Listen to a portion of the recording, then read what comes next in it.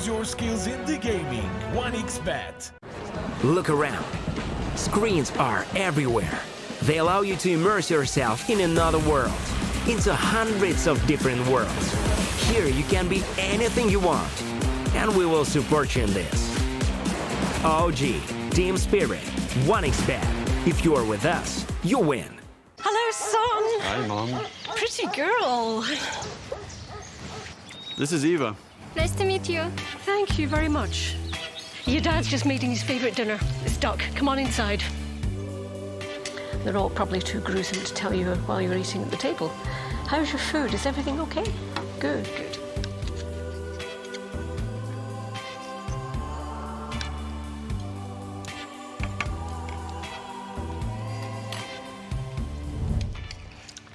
You seem to know each other. Yeah.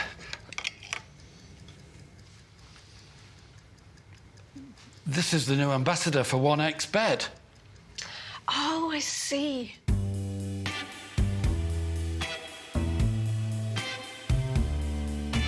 Everyone felt good when Eva Elfie became the new ambassador of 1xBet.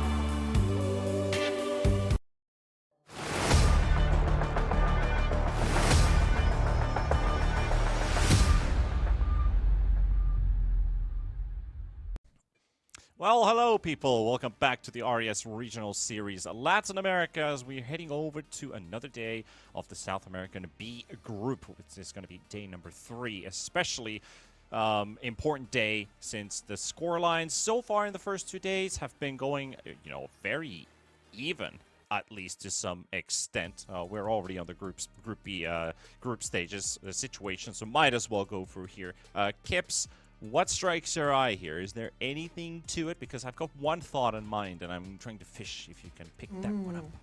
Well, my thought here is that Midas Club would have really loved to get an actual win on the board here. Them going 1-1 again is a little bit of an underperformance. Yes.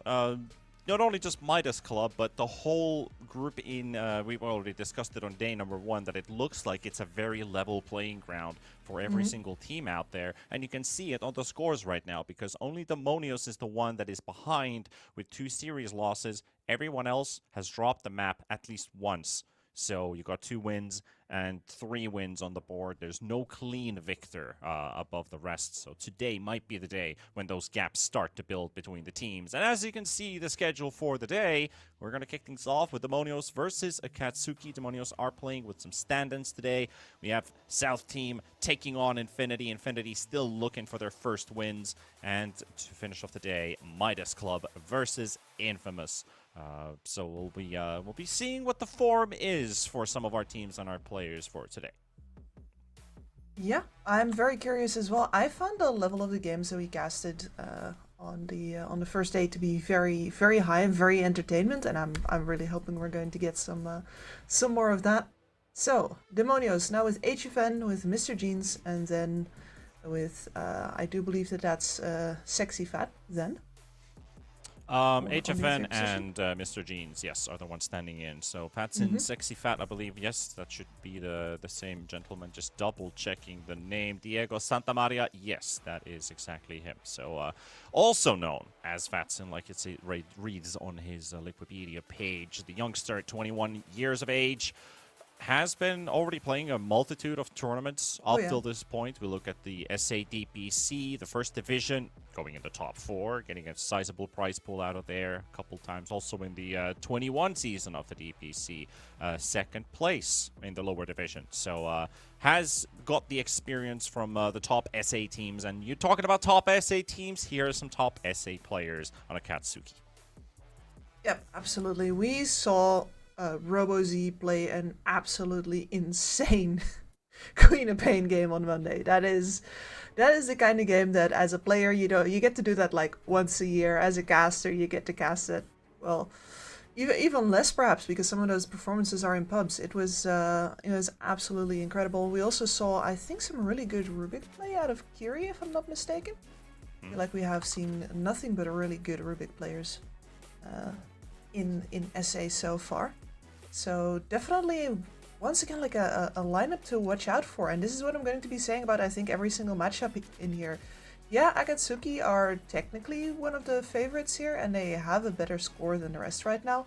But with how close the field is, I'm not sure I can say that I consider them like hard favorites for this game. Yeah, the at least the preliminary analysis for Acatsuki was that they are looking like one of the top teams of the group, but they ended up with a tie series yesterday with Midas Club, who also played a tie versus South team on the first day. So only Infinity was a clean victory, but that's a team that has lost both. So I guess we could say this is the first real test. Maybe it was yesterday, but I feel like this one is definitely a matchup you shouldn't at least lose too hard, because Demonios is sitting at the bottom of the group and Acatsuki currently at the pretty much the top of the group. So as we roll in the draft, let's see what is up for grabs for both of these two teams. And you were talking about that Kiri Rubik. I remember Kiri's tiny on the first day in a lane where nothing really happened for him. He didn't find any kills. There was nothing really to do. And then 5 minutes after the laning stage had ended, kill after kill after kill, some clutch avalanches all over the place, and most importantly, surviving. So he gets that experience. He gets to stay alive to pick up his blink dagger. And it's like, wait a minute, he's got like 2 assists and he still has a 12-minute blink. Like, how's that possible? Well, find the right kills, find the right plays, and the right player in the right place. So that's the one that I remember, at least. Yeah, I think I misremember. I think the other two post 4 players were the Rubiks, and this is, I was like, Fury did something, but you're completely correct. was a Rubik in that game. You're absolutely He did that right. tiny. He did do that tiny. I'm also very curious about Age of Enemy named Vigos here. That's an old player name. That is, I think Tell most of the it. people. I mean, Vigos is one of like the. You know, from the days of G being the preeminent mid laner in CIS. Back when we still called that region CIS and not Eastern Europe. Yeah. Illidan. Vigos. Goblak. 10 seconds remaining. Right, So, so yeah. it's like a It's an ancient name. It's like an incantation. it's like a collection of names, basically. Yeah. I wonder what he's trying to summon with that. Anyway, just distracted. I had to look up Liquipedia Vigos, and I can see Dota 2006 to 2008 Virtus Pro here. So Exactly. that is quite the list of teams and names. We've got ourselves a classic here, by the way, as far as you can call it a classic, but it's Sexy Fat on Mars. This is his bread and butter. This is what honestly what it sometimes feels like the man was born to play. I think he can play Mars in his sleep. Yeah, there are players who can play Mars and those who can't, but the hero at least is really good in terms of the farm you accumulate on the hero. If you don't want to rush the Blink Dagger, you can rush it if you want, but you have a great farming tool in your bonk, running through the lane to the camps, back to the lane, running back to camps, and if you're unstopped, if you're uncontested, which you most likely are because you're not really going to run into a Mars that's usually an ulti turnaround and you guys are more screwed than you think. This hero is very easy to get into a very big farm shape, and then the choice is yours what kind of item build you want to head over. Do we want to maximize more damage output with the W? Do we need Mars to right click a little bit on the extra side? Do we want him to build auras and blink initiates, the BKB, stuff like that? I'm not saying like there's a variety of builds, but there's 2 different ways of approaching on a Mars, which both are always good. Yeah, find it hard to disagree with that. At the same time, Acatsuki picking up the Chen. And now with the Tusk as well. So they are looking to bring the tempo here, both with the presence in the region of the Chen as well as a really brawly post 4, with the benefit that once you get a Blink Dagger on that Tusk, you can save people who are stuck inside the arena with the Mars. Your pickup radius is pretty close to the radius of the arena itself, so you don't even have to be that much on point with your blinks. So that's a pick that feels really good in general, and then later you get that kick as well. Well, you might need that to deal with a later game Batrider. We've seen Batrider in Dream League as well, mostly on support positions. It's amazing how much farm this hero gets. Absolutely ridiculous. Yeah. 10 seconds And they remaining. usually itemize it as well, so that this Batrider has the space 5 to seconds get the items that remaining. he needs. And of course, in this particular game, the decision of do we need a double blink or just one, and does Batrider need to build it, or does Mars have the time and space to make it? Like if you want to go to Vlad's blink or change your item build a little bit here and there, the Batrider allows that variety to kick in. I guess in this particular game, you need at least one blink on either side. Is it the lasso to bring somebody in? There's, of course, always the snowball threat. Tusk could time his blink dagger a minute or 2 minutes after the Batrider has finished his. But I feel like Mars needs a bit of sustain to play with the team. So I'd see a Vlad's build possible here, just to try and contest the Chen Tusk snowball from happening. Exactly. And this is one of those games where, with the lineup that you have in front of you, they are gonna come for you. Sometimes you are in a position as a Mars where you need to make tempo, where you're perhaps even the only player on your team who can do that. You're not sure how to get those engagements and stop your enemies from simply out farming you. Well, in this game, with a Chen Tusk Puck, they're gonna come to you. You don't have to worry about that. 10 seconds remaining. Yeah, that faces Void secure the later parts of the game. 5 seconds And a remaining. second ulti to use with the team. So you got only just the chrono to set up something, but Puck can then also make a secondary engagement happen at the same time. He does have to worry about the techies, but it's only one ability that you see coming in with a long cooldown. If you're able to dodge that once with phase shift, you're completely fine. So not really anything threatening this Puck from these three particular heroes. You're usually an instant cast ability versus cast point. Puck always has the advantage if your reaction time is on point. And a good Puck player, usually they're pretty fast with their fingers.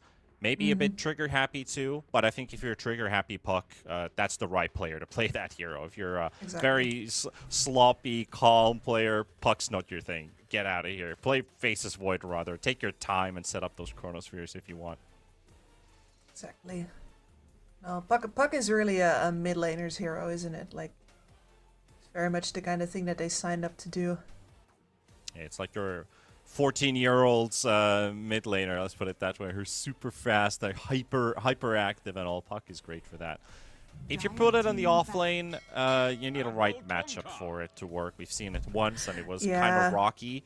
The lane didn't go too well. He's a glass cannon with not a lot of armor, not a lot of HP. Hits hard, but not max attack range, so he needs the right matchup to be put into that lane.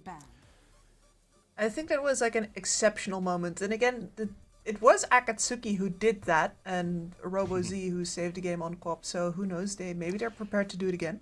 It does look like it. You've got a Monkey King ban coming out, which is, of course, pretty understandable with the Mars and the Kunkka, that it could be a mid-Monkey King that you're banning out, but we might be looking at something pretty risky here, too. I mean, the Faces Void doesn't feel like it fits anywhere else than a carry, but I have seen a couple Void supports. They feel very weird.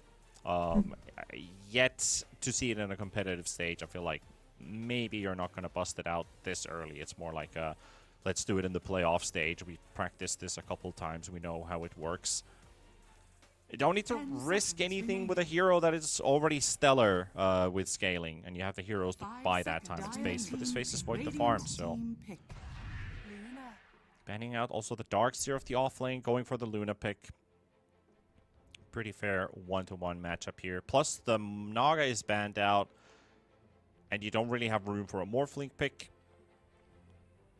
Since No, you you have don't. the Faces Void and the Puck 10 both walking in, remaining. two of the lanes the Morph could go. That said, Akatsuki are going to basically have to meet this Luna timing face to face, unless you want to pick something really anti-carry oriented here. Like if you want to go into a Darkseer here, if you want to go into a, I don't know, a Shadow Demon, I don't think so.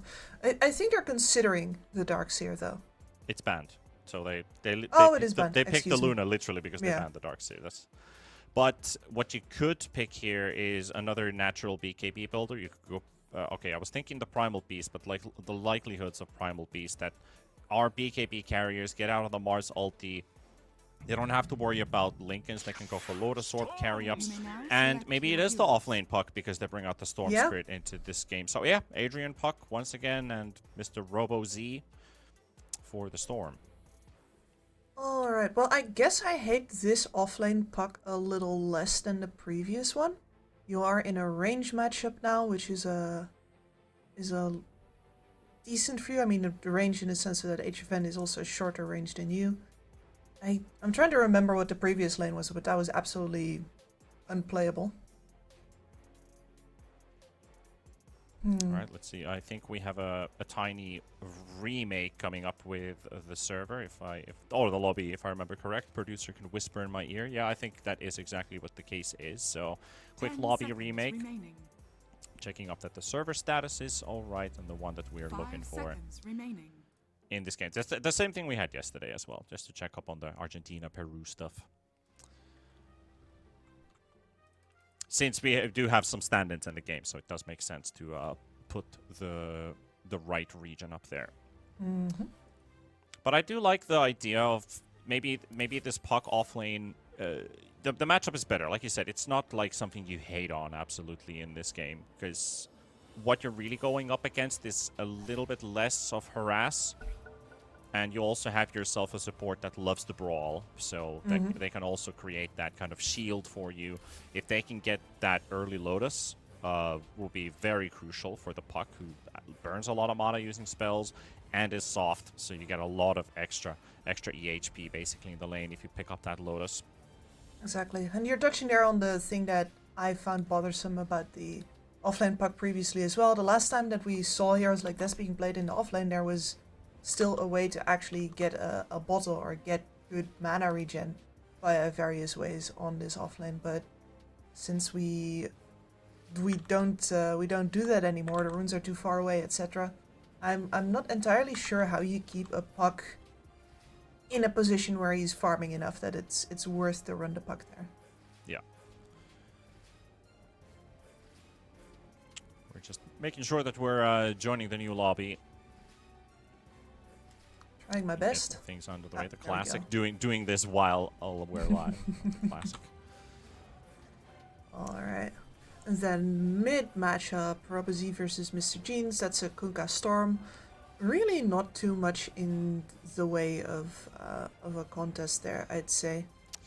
A little bit. I'd maybe in that case put something in the Kunkka's bag, basically. He could find a kill with the Torrent pre-6, which is the one big lockdown ability. The Kunkka, if he can keep the harass with the Tidebringer, and you find a good spot for the Torrent, he's the one that can really kill the Storm Spirit. I don't think the Storm Spirit can kill the Kunkka if he plays his lane smartly. He will push the lane a bit too, but they also both, if they start to brawl each other, the lane instantly begins to push. Both have AoE. I'd maybe slightly favor the Kunkka in this matchup. Yeah, I think that's fair. I think we're also going to see a bunch of interference from the supports in this case. Everybody rotates very well. Chen's gonna be all over the place anyway. It's a Dusk's natural thing to roam. And then Techie's Batrider. We will absolutely see the supports make their rotations, especially around that level 6, where both of these cores are going to look to perhaps kill the other. Especially if one of them does not have level 6 yet. And I do think that RoboZ is the one who is in danger of going down on that level 6 here, as you say. Yeah. Otherwise, for the carries, they're just going to be AFK farming. Maybe try and kill Shido early on. At least they have the heroes that they can try and kill the Spaces Void, the Mars, paired up with the Batrider. Actually, sorry, paired up with Aomine, with the Techies, who did pick up First Blood 2 games in a row with that Techie. So I see it very, very likely that he could also do it again. Since the Faceless Void still has to live off of that, almost a half a minute, a literal creep wave spawn time until you have your Q available for a second time. But they will vanish from that lane pretty early, just to pick up their farm in the jungle. Maybe the Mars could potentially, with the Techies, like place down a deep ward after the T1 has fallen and try to hunt down Shido at least once. Because that's something that they can always play around, is since they have these Blink Dagger carriers, the Batrider most especially, if he picks it up at a good timing, they can try to look up with that ward, a smoke gank potentially, into the very edges of the map, try and kill the Faceless Void one, slow him down, put Luna in a winning position, and they both just need so much farm that you want to try and find them a couple times if Yep. possible. So warding is going to be very important if they put it down between the T1s and T2s on the side of the map. Exactly. Like, Demonios are going to naturally, after the laning state, especially going to naturally shove waves. They're going to naturally dive towers. They're going to be way tankier. They're going to have higher reach as well than Acatsuki, at least in terms of taking engagements. Of course, Acatsuki very good at dodging engagements and about counter-engaging. But both the Puck as well as the Storm necessarily don't want to be the one to go in first. Prepare for battle. So even in a game where Acatsuki gets out of the laning stage ahead, there's a lot of pressure on this Tusk to make things happen. Oh, definitely. And you can already see that he's lined up an early Phase Boots Blink Aghanims build up, so they definitely want to isolate some heroes, snowball saves, jump in, kick somebody back, make it a bit easier for the Puck and the Storm. That feel very weird in the same draft because they talk about heroes that do the same thing. Of course, it's better when you have initiators, but normally when you have initiators, the other at least is more of a backline ability or a backline hero that pops a teamfight ulti. Exactly. And in this case, the Puck. But the Puck's not a backliner. He's right at your face when the fight breaks loose, and especially when if he hits a good timing with the Blink Dagger from the off lane, he can be very annoying to deal with because he's going to be just jumping all over the place with that orb, jumping around with the W's, phase shifting, blinking out, orbing again. Is like, oh, where is he? Chasing him up a bit again. Oh, he's disappeared once again. Oh my god, like, where's this Puck going now? And then Storm's the hero that kind of zips in, tries to go for a quick kill. I'd be curious if he builds an Orchid this The game, battle begins. since you don't have the traditional bottle power treads, and then make your way to the next item, which could be the Orchid, could be a Kaya that he wants early. Yeah, in this game, I do think there is a lot to be said for the SNK. Most of these disables, if they land, are not necessarily that Oh, look at the mid that long blocks. already. And Mr. Gene's already Mr. started Gene's early, and perfect. RoboZ let his range creep slide through, so already the range secured for the Kunkka and for a melee hero to have the wave in front of your tower. Pretty nice. Misses one creep to the tower, but I guess he wants to now push it onto the other end.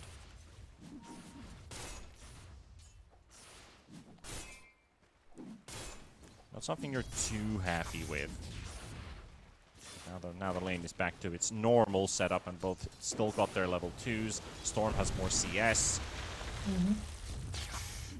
A little bit low range on the Storm, so you will tank these both the Torrents as well as often the Tidebringer slaps. But of course, once the Storm gets more levels into the Static Remnant, the Kunkka is also going to start taking a lot of damage. In general, both of these heroes are very high damage output just for bystanders. Downside with the Remnants here is he needs to get to the Kunkka, and if he does, the Kunkka is in a prime position to poke back. Exactly. Now, on this bottom lane, we have Chen just with the... Oh, he has the Persuasion skilled actually, but he is not... he's just got himself a Purge Creep here. It's handy. Not jungling with it. Yeah, you don't want to at least start jungle right away. You do want to be in the lane here to help out. Faceless Void is pretty defenseless. If he stays alone in this lane, he could get a level 2, but this Techies and Martha would have killed him already, so the Chen has to be in this lane for a while. Exactly. Maybe He's even going up to level 3. I was about to say, I think you want level 3 to come out here before the Chen takes a little bit more of a vacation, but he will have to vacay a little further away. His small camp at the very least is blocked. Yeah, and at least he wants to leave the solo XP with the Faceless Void as many times as possible, so he will sacrifice his own leveling to make sure that this Void has the survivability needed in this lane. 2 points in Time Walk. Maybe even the level 5 Void with a 3-1-1 build-up. And when He's shopping... he's not getting Oh, any ice armor, CS in that's the very lane nice. right now, which kind of sucks for him. Yeah. That leaves us with the top lane where Luna and Puck are going even Stevens. Very nice for the Puck. Adrian having a much better time than the previous time they did this. Lotus picked up by the Tusk as well. Yeah, a bit of a downside with, in terms of for the Luna's perspective, not really a hero that brawls and fights, just a prime last hitter basically in the lane. Your attack range doesn't allow you to fight, so don't want to take extra poke from this puck. So the matchup really favors the puck in terms of how the hero normally works in a laning matchup, in a 2v2 that is, not the 1v1 puck we normally know. Because a lot of these lanes, when they see an offlane puck, they just punish the hero right away. It's like, this hero is squishy as hell. Like, why not just try and kill, or at least keep the puck low? And just lay into it. But with a Bat Rider who needs to build the damage, and a Luna who's really better as a follow-up on somebody who has, like, well, at least one disable, but maybe two. The Bat's just not all that. And her damage output is still pretty dangerous, especially for a puck who might, you know, use an orb aggressively. Yeah, now with the Firefly on cooldown, an attempt is made, but the puck is now tanking Luna hits, and you can see how hard this Luna does strike. Bat Rider thinking about going back in, but that's first blood right there, Adrian. The Bat Rider walks back in to help out the Luna, ends up paying with his own life, and Luna just gonna have to go for the quick teleport under the tower. His courier dies too. Free snipe for Kiri. And now that they know that that TP is on cooldown, this is a good opportunity to try and deliver that extra poke. Maybe even get a kill on the Luna, but you're probably not going to get that far. No, not this time. Bat Rider's back. New. I don't know about this one for Chris. This might end up him or the Luna dropping. I mean, they do a lot of damage to the Tusk, yes. But it's not really enough to save the situation, and they're out of regen completely. You're a little overzealous there. This lane could escalate very fast. This puck has an urn now. If he gets a kill here, this lane is, I don't want to say over, but the Luna is going to be constantly on tenterhooks. I'm definitely going to say it's over. If it's a puck Tusk lane and they give a kill away with an urn ready, there's no going back to this. So, Adrian, gonna get the help of Kiri. There's 6 napalm stacks. Adrian does get killed before the Bat Rider drops, and now Kiri has to fight all the way to the end, forces out the stick charges, and that might just be Luna finishing off Tusk, but the big heal on one end. Luna looking for the cancel with the Lucent Beam. Actually just running fast. Chen is coming in, yeah, that's a very smart idea. Robo Z also making his move. And that's a smart kill to pick up, at least as a trade for the puck dying, and now they can instantly start pushing the wave if they want to, but the creep wave is right in front of their tower. This could be very problematic for the top side. The fact that the Chen feels free enough to be here now, the techies has been off in the jungle stacking, so it's just Mars versus Void on the bot side, which is fine for Faceless Void. Mars's damage output is very burst heavy. It's usually like he commits his combo, you know, time walk it off, and or you just time elimination him, because that is 2 abilities on cooldown. And he feels just fine about this arrangement as long as he doesn't they could get kill silenced Luna by the again. techies. Yeah, this is not a lane you can't even go back to anymore. Luna thought that she could chill, get an extra level for the Moonglaves, but if they get a Luna kill now, before Luna even gets a point in Moonglaves, that is really going to hurt her capability to farm. Chris will snipe a courier. Yeah, there's nothing sadder than a Luna jungling without Glaives. And they saw the Kunkka as well. Yeah. So there's the tip. Spotted. Gotta love that little tip there. It's like, yep, you have been spotted. Bat Rider's gonna go down. No way you can survive against these 3. And Luna's gonna have to bail without Moonglaves. Got Moonglaves, 2 urn charges over on the puck. You can't stay here.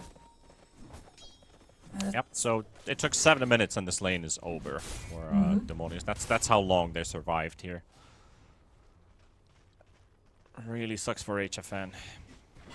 It sucks for HFN. It's just that the laning combination that they picked here is that's 2 heroes that right now in this meta could have a very strong lane, but the Luna and the Bat Rider together just doesn't do anything. There's no synergy. Oh, look at this. We're coming. Kiri and Prada is like, oh, you want to farm? Hello, we want to join you with this farm squad.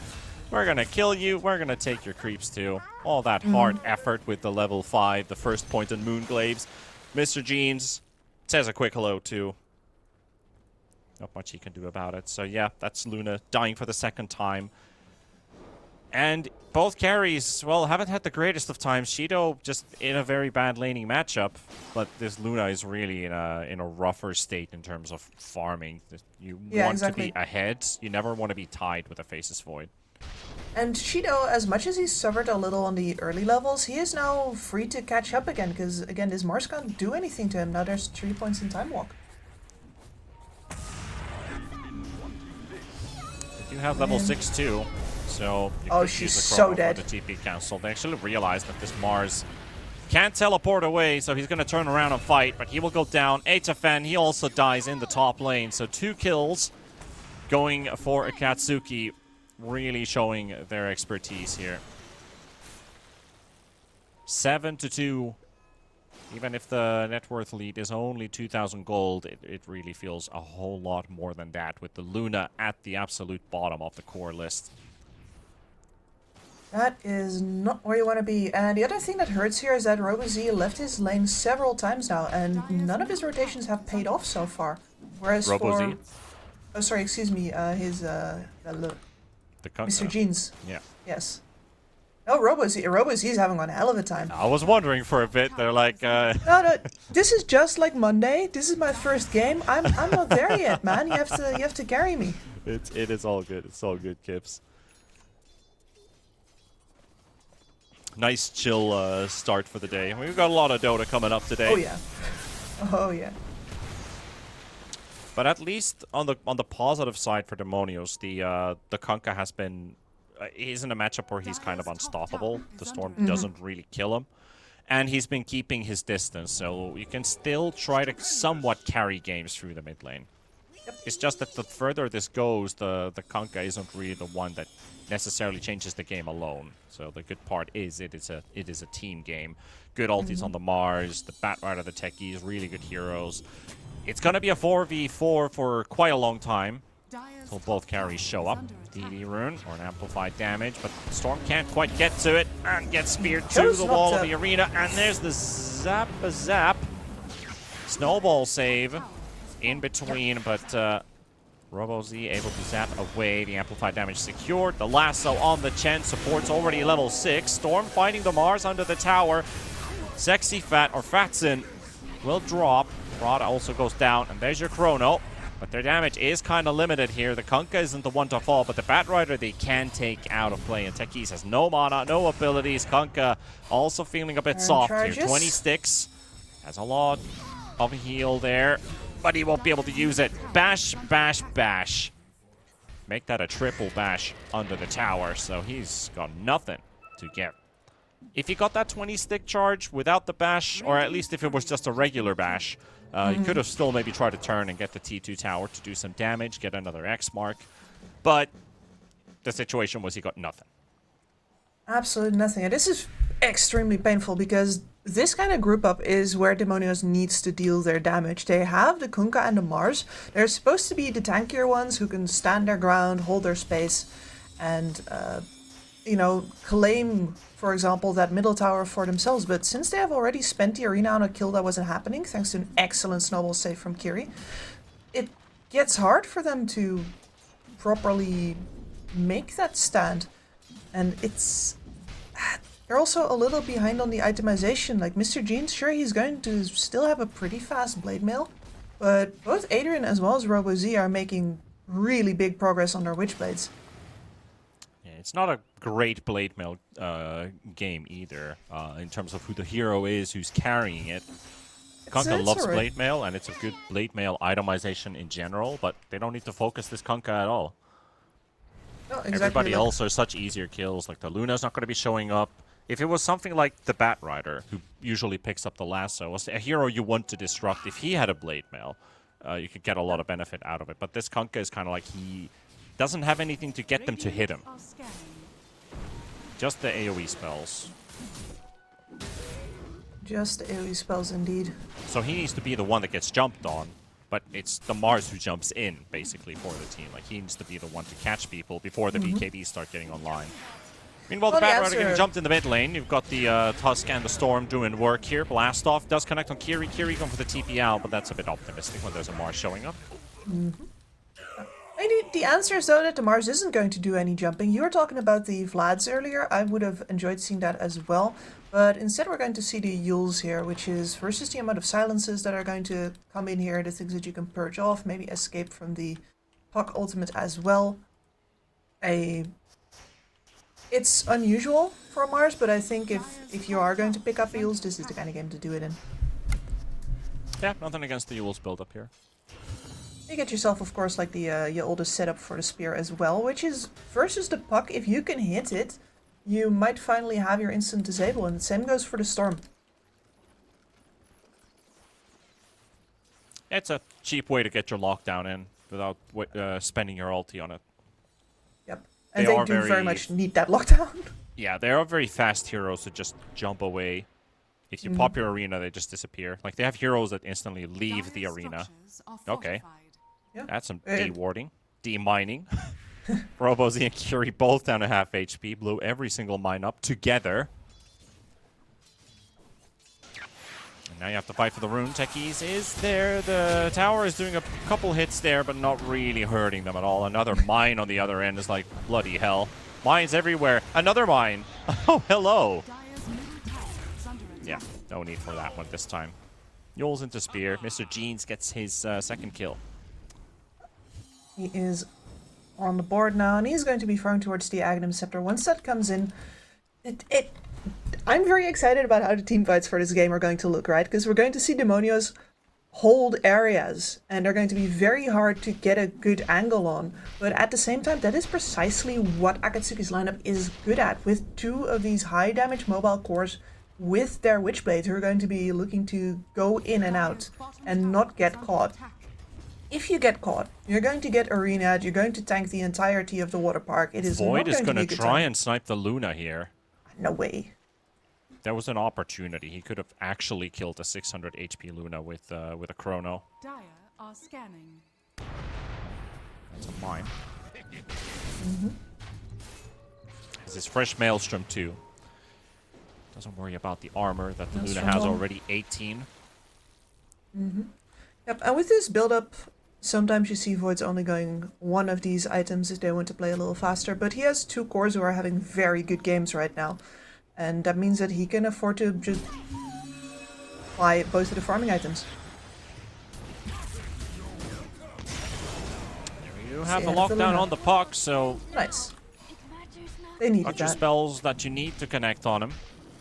Yules and the Torrent and the X marks and the lassos. Want to make sure that he's not going anywhere, but there might be a response from Akatsuki. There's a bunch of heroes. Kunk is very tanky, and that Blade Mail. They know he's not the best target to jump on now. Absolutely not. The Robo-Z is going to do some scouting on the side. There's the X mark. Doesn't get to dodge the Torrent release, but they're not jumping on him, which they were hoping. There's nothing really to jump yet, though.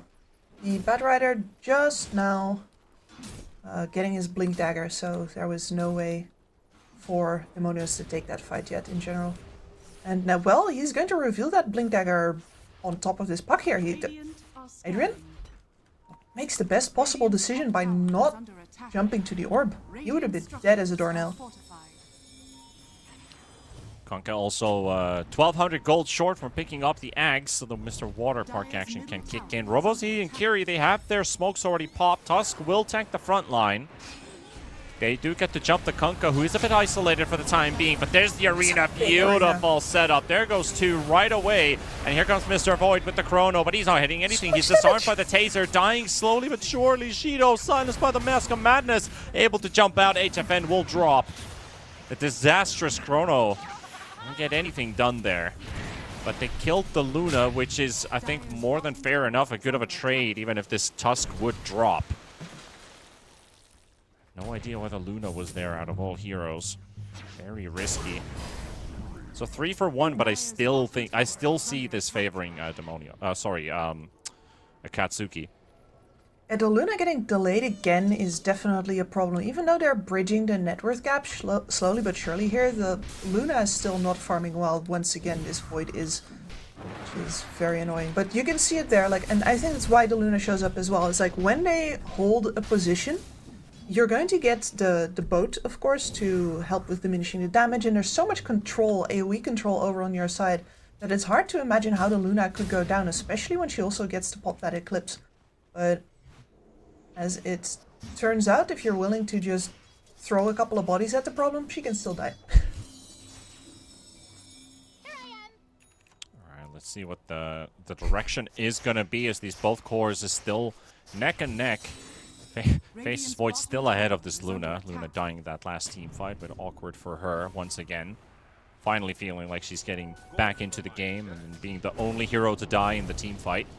Yep. Well, Chris is looking for the last soul. There's going to be a cliff to Chen. And speared back to the low ground. Why not? Radiant's bottom tower There's no high ground or low ground for you. Dire's top tower is under attack. And that's finally a tower taken for Demonios here as well. They've been waiting for that opportunity very patiently. There's 2 of their own having going down already. And now set up on the storm. Pitch perfect. That was... yeah. All right. That's how you chain your spells. Are you paying attention? That's how it's done. Yep. That's the way to do it. Beautiful. Still trying to hold on to that theme of you can still win a game through the mid lane because RoboZ was the one to do it last time. And Mr. Jeans is kind of the force that's still keeping the group together. If this Conka didn't have a game, there would have been so much more aggression already coming out from Acatsuki. Absolutely. And I think Acatsuki is suffering a little bit from success here because both of their mobile cores have a game here. Like, they are essentially playing with 2 mid laners, and if both of them want like the ideal item build-up, which is what they're going for, this Puck has built a Kaya before the Blink Dagger, for example. They both want to secure their scaling in this game, then yeah, you're going to run into the fact that there's just not quite enough farm on the map. Well, they're at least they're cutting and splitting. So Puck is handling one lane. You also have the Chen, who has to take a bit away from his own farm. Prada is semi-farmed on this this Chen, the 5.5k net worth. Mm-hmm. Moving into Also, the fight, which is- I did want to mention something because this is a pretty hectic weekend for me, right? Because or week in general, because we had the Tuesday cast with the servers going down with the weekly maintenance. We have the 3 series today. I'm supposed to go to a LAN event this weekend to cast 4 different video games, and none of them is Dota. I just got told that I don't need to cast League of Legends, and holy shit, that feels good. I'm so happy. I am very happy for you as well. That's a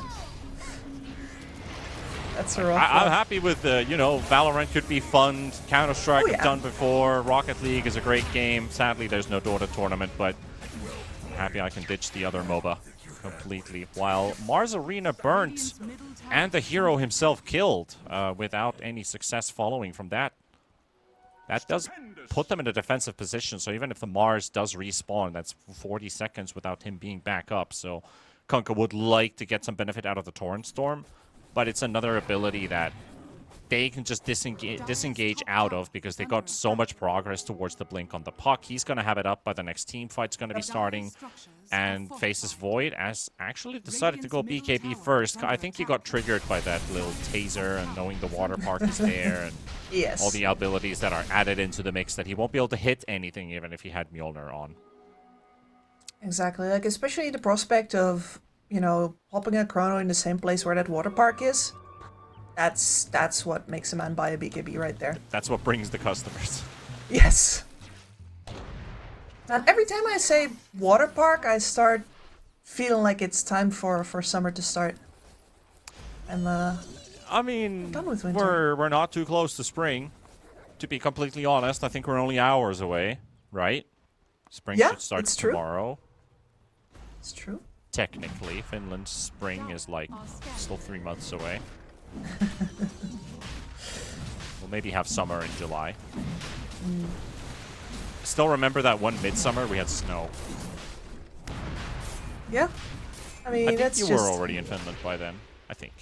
It's possible. I mean, I remember finding the last piles of snow at the start of July in the woods.